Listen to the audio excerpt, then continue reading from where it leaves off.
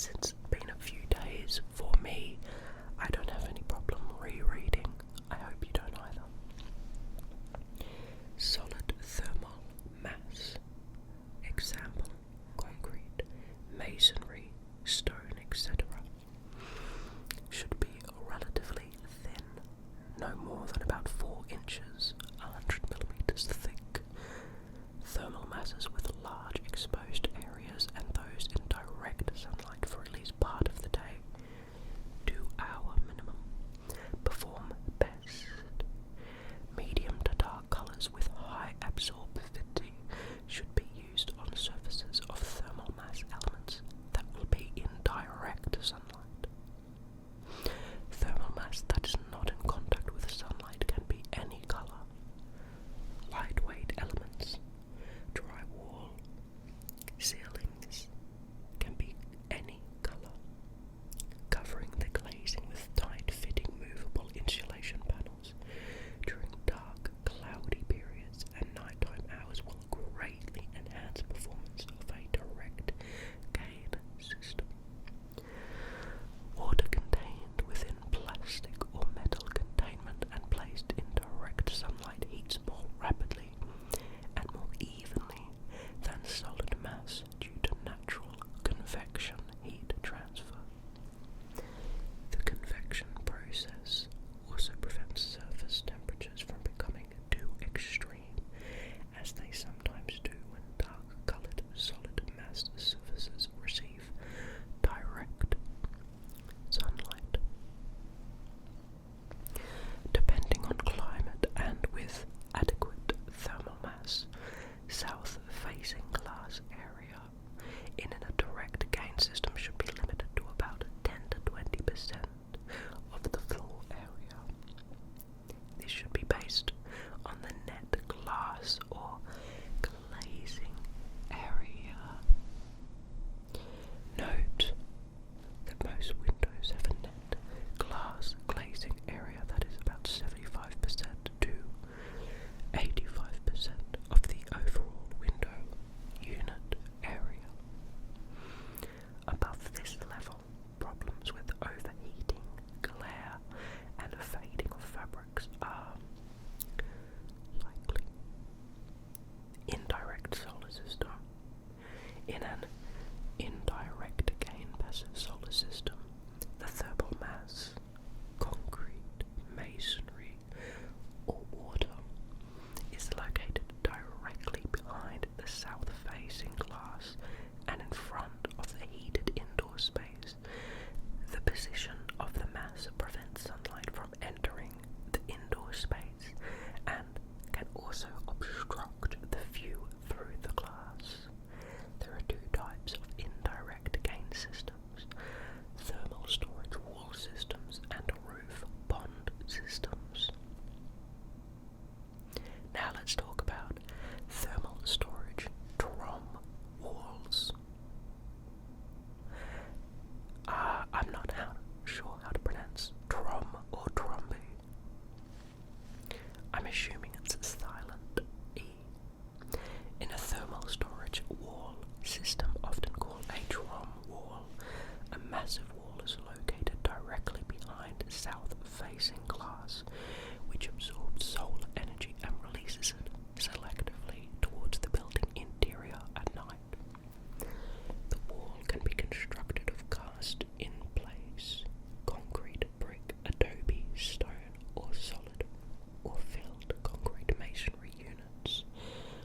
Sunlight enters through the glass and is immediately absorbed at the surface of the mass wall and either stored or conducted through the material mass to the inside space.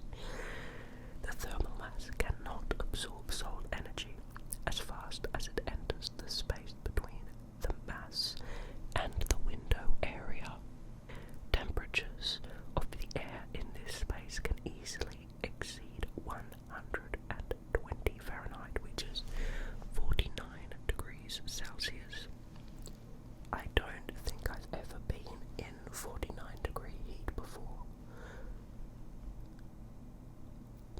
I think very briefly there's been places that I've entered that have been crazy hot, I think I have been, but rare circumstances. I've never been to a day that's 49 degrees Celsius.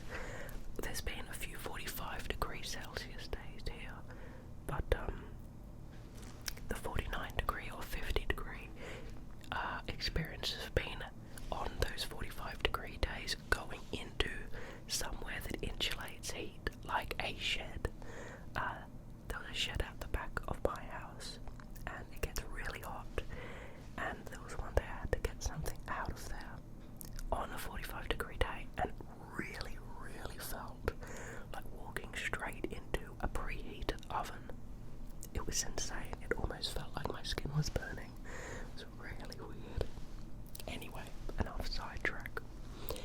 This hot air can be introduced into interior spaces behind the wall by incorporating heat distributing vents at the top of the wall. So it's like a wall that captures the heat, and then the vent comes out. The heat comes out of the vents and gives you heat for your house. This wall system was first envisioned and patented in 1881 by its inventor, Edward Morse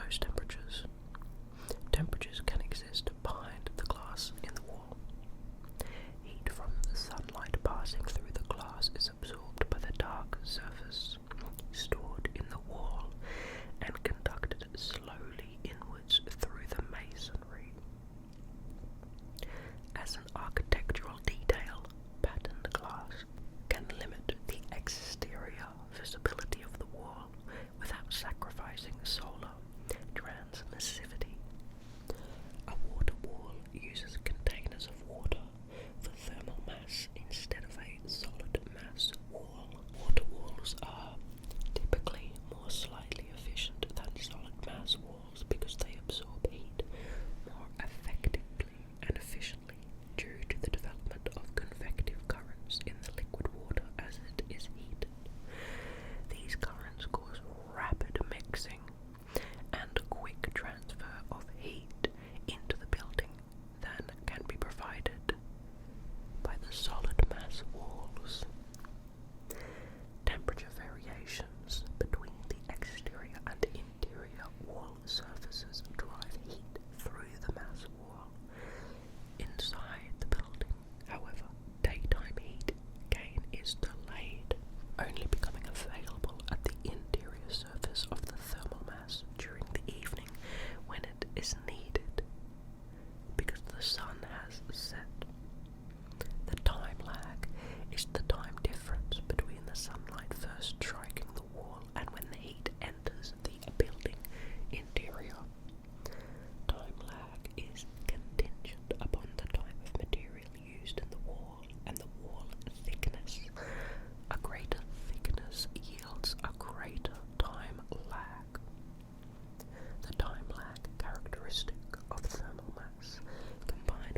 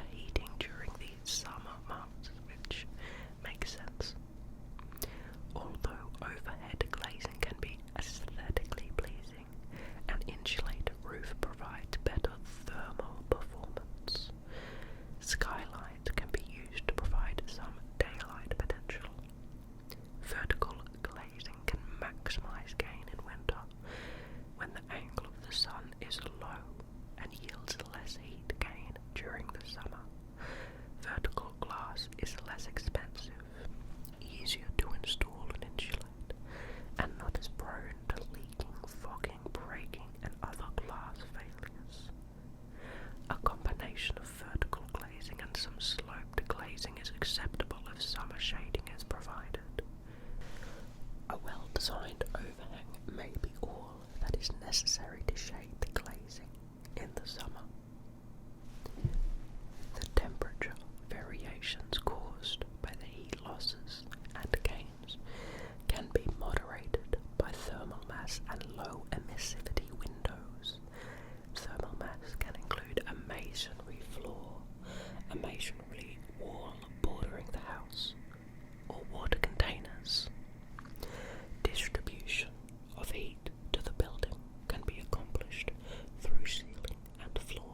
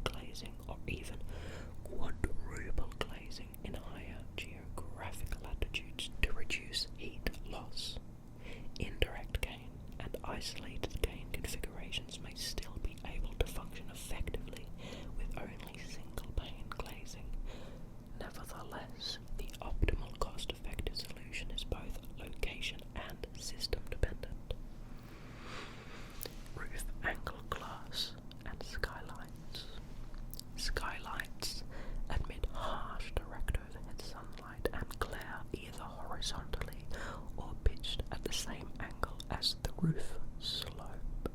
In some cases, horizontal skylights are used with reflectors to increase the intensity of solar radiation and harsh glare, depending on the angle of incidence of the roof.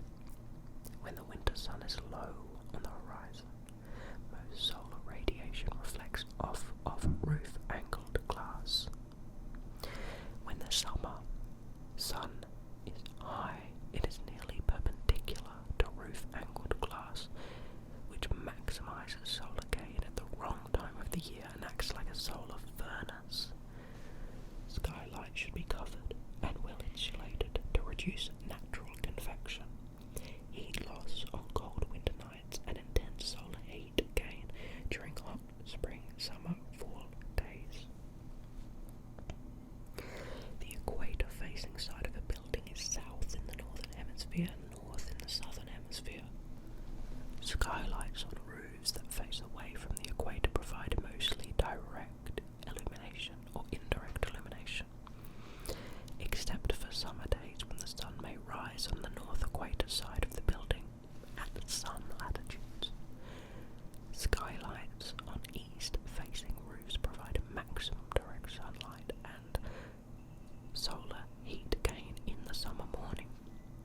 West-facing skylights provide afternoon sunlight and heat gain during the hottest part of the day. Some skylights have expensive glazing that partially reduces summer solar heat gain while still allowing some visible light transmission. However, if visible light can pass through it, so can some radiant heat gain. You can partially reduce some of the unwanted roof-angled glazing summer solar heat gain by installing a skylight in the shade of deciduous trees, which are the ones that have the leaves that fall, or by adding a movable insulated opaque window covering on the inside or outside of the skylight. This would eliminate the daytime benefit in the summer. If tree limbs hang over a roof, they will increase the problems with leaves in rain gutters, possibly causing roof damage, ice dams, shortened roof life, and provide an easier path for pests to enter your attic. Leaves and twigs on skylights are unappealing, difficult to clean, and can increase the glazing breakage risk in wind storms. Sawtooth roof glazing with vertical glass only can bring some of the passive solar building design benefits into the core of a commercial or industrial building without the need for any roof-angled glass or skylights. Now we move to landscaping and gardens. Energy-efficient landscaping materials for careful passive solar choices include hardscape building material and softscape plants. The use of landscape design principles for selection of trees, hedges, and trellis of pericola, features with vines, all can be used to create summer shading. For winter solar gain, it is desirable to use deciduous plants that drop their leaves in the autumn, gives year-round passive solar benefits. Non-deciduous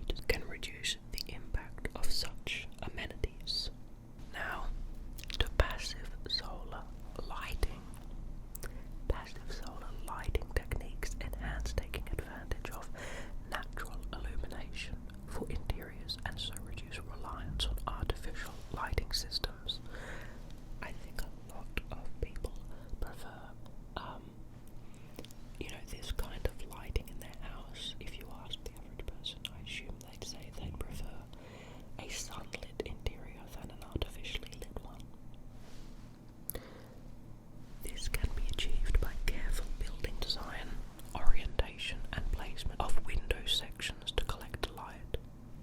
Other creative solutions involve the use of reflecting surfaces to admit daylight into the interior of a building.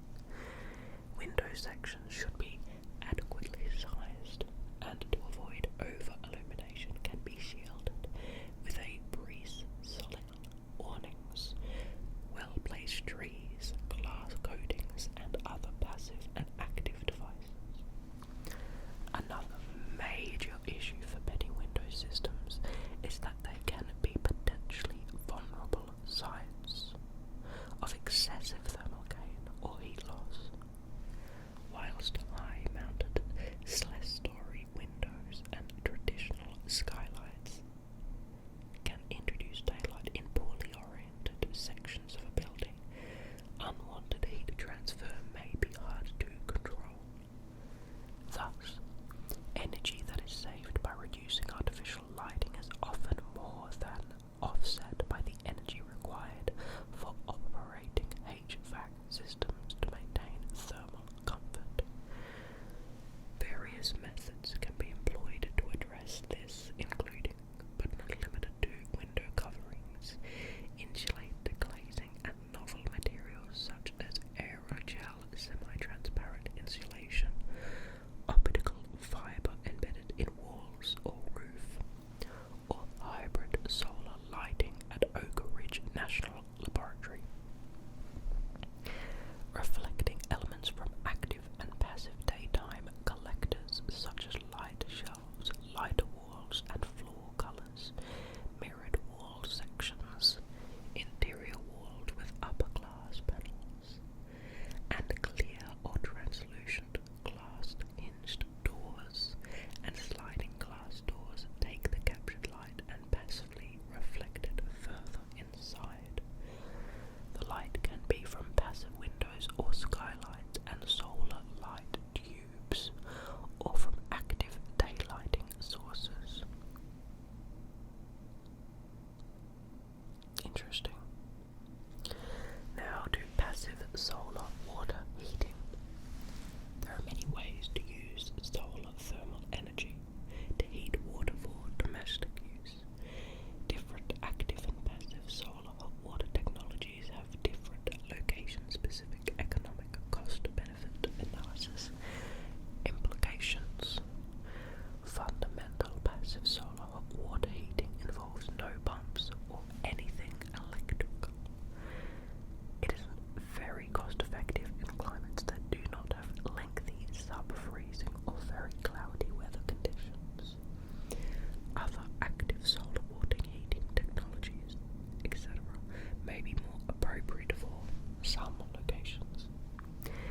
It is possible to have active solar hot water which is also capable of being off-grid and qualifies as sustainable. This is done by the use of a photovoltaic cell which uses energy from the sun to power the pumps. Now let's talk about the comparison to the passive house standard in Europe. There is growing momentum in Europe for the approach espoused by the Passive House Institute in Germany. Rather than relying solely on traditional passive solar design techniques, this approach seeks to make use of all passive sources of heat, minimize energy usage, and emphasizes the need for high levels of insulation, reinforced by meticulous attention to detail in order to address thermal bridging and cold air infiltration. Most of the buildings built to the passive house standard also incorporate an active heat recovery ventilation unit, with or without a small incorporated heating component. The energy design of passive house buildings is developed using a spreadsheet-based modelling toolkit called the Passive House Planning Package, which is updated periodically. A comparison to the zero heating building, with advances in ultra-low U-value glazing, a passive house-based nearly zero heating building is proposed to supersede the apparently failed nearly zero